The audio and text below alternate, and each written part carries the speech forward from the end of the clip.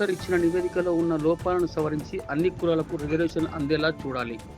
మంత్రివర్గంలో మాదిగలకు 2 మంత్రి పదవులు ఇవ్వాలి. ఎస్సీ వర్గీకరణ 3 గ్రూపులుగా కాకుండా ఏబిసిడి అనే 4 గ్రూపాలుగా చేయాలి. మిరుదొడ్డి మండల కేంద్రంలో మాదిగల డప్పుల ప్రదర్శన నిర్వహించారు. అనంతరం మిరుదొడ్డి మండల మాదిగ అధ్యక్షులు శాంతి కుమార్ మాట్లాడుతూ మందకృష్ణ మాదిగ ఆదేశాల మేరకు ఈరోజు మిరుదొడ్డి మండల కేంద్రంలో డప్పుల ప్రదర్శన చేయడం జరిగిందని, ఈ ప్రదర్శనకు ముఖ్య అతిథిగా ఎంఆర్పిఎస్ మండల అధ్యక్షుడు కటరి శాంతి కుమార్ హాజరై మాట్లాడుతూ తెలంగాణ రాష్ట్ర ప్రభుత్వం చేసిన వర్గీకరణను స్వాగతిస్తున్నాం, కానీ రాష్ట్ర ప్రభుత్వం చేసిన వర్గీకరణలో లోపాలు ఉన్నాయని వాటిని సవరించి శాస్త్రీయంగా రిజర్వేషన్లు అన్ని కులాలకు పంచాలని డిమాండ్ చేశారు. నిర్వహించడం జరిగింది. మిరుదొడ్డి మండలంలోని 10 గ్రామాల నుంచి మాదిగా సోదరులు వచ్చి ఈ దప్పు ర్యాలీని విజయవంతం చేసినందుకు వారికి పేరు పేరున ప్రత్యేక ధన్యవాదాలు తెలియజేస్తున్నాం.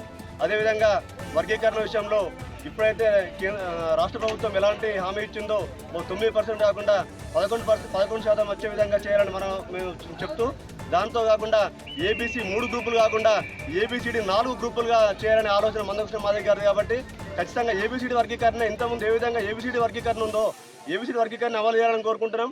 కానీ ఏబీసీ 3 గ్రూపులుగా ఈ వర్గీకరణ తీసేసి 4 గ్రూపులుగా చేసి మాకు 11% రిజర్వేషన్ పెంపొందించే విధంగా రాష్ట్ర ప్రభుత్వం దీనిపైన ప్రత్యేక చర్య తీసుకోవాలని కోరుకుంటూ, అదేవిధంగా ఈ మాదిగ రిజర్వేషన్ పోరాటంలో ఎంతోమంది మాదిగ సోదరులు అమరులైనారు.